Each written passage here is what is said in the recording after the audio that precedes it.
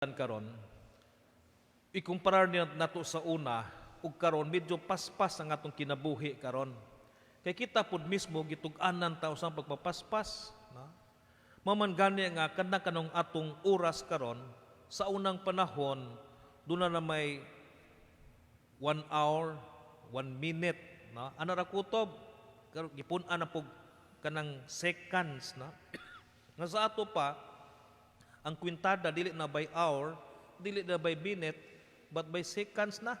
No? Nga sa ato pa, kwintahan ka sa imong oras by seconds, pas-pas kaayo. No? Maman gani ang atong kebawta karon ang atong pagkaon, fast foods na. No? Ang atong masakyanan, pas-pas na kaayo. Sa una, kabaw ramon to sa una. No? Unya, labaw sa tanan, kita pud mismo gitug-anan ta sa pagpapaspas. Sama tali panali sa atong trabaho. Basta gani paspas imong trabaho, malipay imong amo. No? Mao na nga ingnon ka good job. No? Kay paspas imong trabaho. Madto kag mga factories, the more nga faster ka, the more appreciated pod ang imong gihimo. Nga sa ato pa, paspas ang atong lihok sa atong kalibutan karon. Mao man gani nga kung kapaspas na ug maghinay-hinay po ng uban, masuko po ta. No?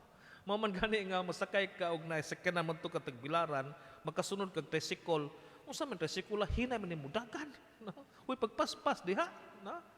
Unsa labi nang moadto kag malls, moadto kag mga groceries, galinya ka didto, sus pagtanaw pa nimo taas magpila, unsa kay pagdili pa nimo cashier kay hinay man ning cashier. Sus kaya ya pagpaspas pud ay, no? Murag masuko na pud ta ba? Kay murag pud gidug-an ta pagpapaspas, unya kita pud mohinay ng uban, murag masuko ta. Mao na atong kalibutan karon gitug-an ta pagpapaspas. Ug sa atong pagpapaspas, ana pon magsugod ang atong pressure sa atong kinabuhi. Nga gusto ta nga ato pong makabot ang mga panginahanglan sa uban. Gusto nato ato i-accommodate ang tanan.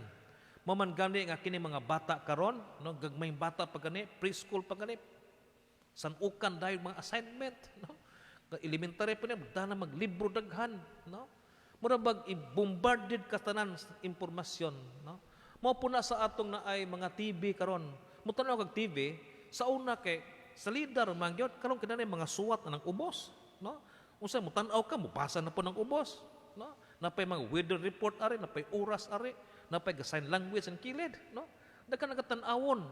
Mo na ang atong kalibutan karon, paspas kaayo, ikaw pud mismo ma-pressure pud ka, no? Nga kinahanglan imo jud ning buhaton kay paspas kaayo, udi nimo buhaton makansi man ta. Mora pud na sa atong mga loads, no? Kung magpa-load ta, kailangan imo nang gamiton within pila ka adlaw kay di mo magamit ni ma-expire ni hurot, no? Mo na imong paspasan pag gamit pod, no? Ma-pressured ka sa atong kagalingon. Ug mo na itong kahimtang sa atong kalibutan karon. Ug tungod kay ang atong kalibutan paspas naman, kita pod maningkamot pud mo paspas, ana pud ta maludza sa atong kinabuhi. Ana ta na panahon nga kita pod mismo may utang hangak man, no? Mao na nga sa atong pagkahangak sa paspas ng kinabuhi, ani pod magsugod ang atong problema. Ug ang atong problema sa atong kagalingon di lang kay mental, dili lang kay physical, kundi mawad-an na puta sa atong spiritual. Kay we are bombarded by all the demands of this earth. Nga kita pod mismo makalimot na tag Ginoo tungod kay paspas ang atong kinabuhi. Ug tungod ni ana ta mawad-an sa atong kinabuhi. Ani magsugod ang problema, ani magsugod ang tanang pangutana. Mao na nga nindot paminawon nga karong panahona, ang ngayan gyud nato una sa tanan, nindot nga ang mahal nga Birhen Maria mo'y atong paglaom nining tanan. Unsaon nato may mong paglaom siya, importante nga mosangpit ta sa mahal nga Birhen Maria. Importante nga mugahin tag panahon alang sa pagampo. Bisan sa atong kabisis tong kinabuhi, labing maadyo mo hunong ta sa makadiyot aron sa pagsangpit ngadto sa Dios, pinaagi sa panabang sa mahal nga Birhen Maria. Nindot kay paminawon ang advertisement sa una bitag katong nay advertisement sa kape kana Nescafe, no? Gibutan dito nga let's talk for a while in a 1 cup of Nescafe, no? Hunong sa diha, mangapi sa ta aron dili ka paspas imong kinabuhi, di ka ma-pressure, no? Hunong sa mag-istorya sa ta magkariyot.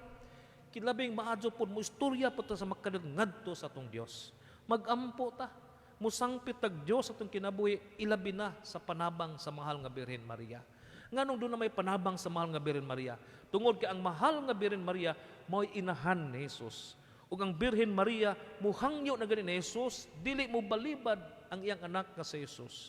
Mo na angayan ta mo sangpit sa mahal nga Birhen Maria, magpalaban ta niya kay siya pod ang muhunghong mukuhit umuingon ngadto sing anak aron panalipdan ta ug dawato nato ang atong Panginanan sa kinabuhi. Nakainumdum ta si Maria, hintambong sila sa kasal sa Kana. Unya miingon si Maria nga, Jesus, himo ang bino ning tubig. Unya si Jesus miingon nga, dili pang panahon nako karon. Apan tungod kay ang inahan na may naghangyo, kung sa gihimo ni Jesus, iyang gihimo ang unang milagro din sa kalibutan tungod sa hangyo sa inahan. Wa niya pakyasa iyang gihatag sa anak ngadto sa inahan. Ug dito nahimo ang pinakalamiang bino dito sa kasal sa Kana tungod sa hangyo sa inahan. Mo nakita pud mismo karon sa atong kalibot, sa atong kalibuhi ni kalibutan, ang ayan ta mo sangpit sa mahal nga Birhen Maria.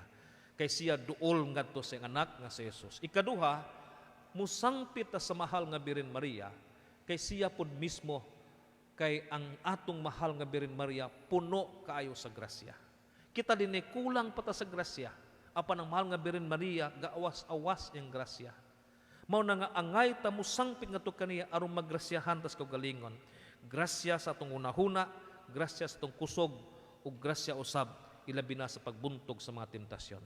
Mao na kining tanan makaigsunan angay ginato pamalandungan nato karong adlaw nga haom kaayo ni sa atong panahon karon nga bisan sa kabisi sa atong kinabuhi importante kaayo nga muhunong ta sa makadiyot kay sa atong mga hunahuna ug sa atong kusog mawad-an ta muratag malubat ba no?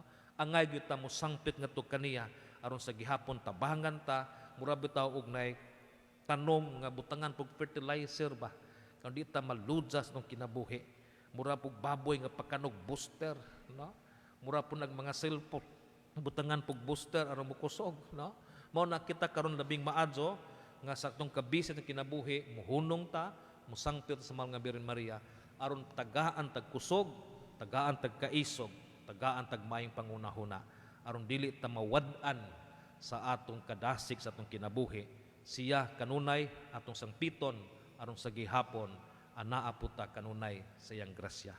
Nindot paminawon ng usa ka biblical text nga nagkanayon, I am the vine and you are the branches. Apart from me you can do nothing. Nga sa ato pa kung kamo mabali ang sanga diya sa punuan, wala kay mahimo, mamatay ka, malaya, madugta o mamatay. Mao na importante kay kanunay tatapot ngadto sa maong punuan nga mao ang Dios sa atong kinabuhi aron sa gihapon di ta mawad-an ug kusog kanunay ta magrasyahan ug kanunay pud ta mahatagan sa angay natong ibuhaton dinhi sa kalibutan. Mao na sa atong pagpanan santos nga misa ako kamong awhagon ng tanan nga sa atong ikapito nga pagdubina sa atong mahal nga patrona ang ngayanta nga mosangpit kanunay ngadto kaniya aron ang atong paglaom dili mawala kundi ang Birhen Maria mao itong paglaom sa atong kinabuhi ilabi na sa panahon nga kung kita mawad-an na sa kadasig sa atong kinabuhi dinhi sa kalibutan ato sangpiton siya kay puno sa grasya ug duol usab sa Ginoo nga angay pud nato kinahanglanon dinhi sa kalibutan. Hinaot pa unta. Manindog tang tanan.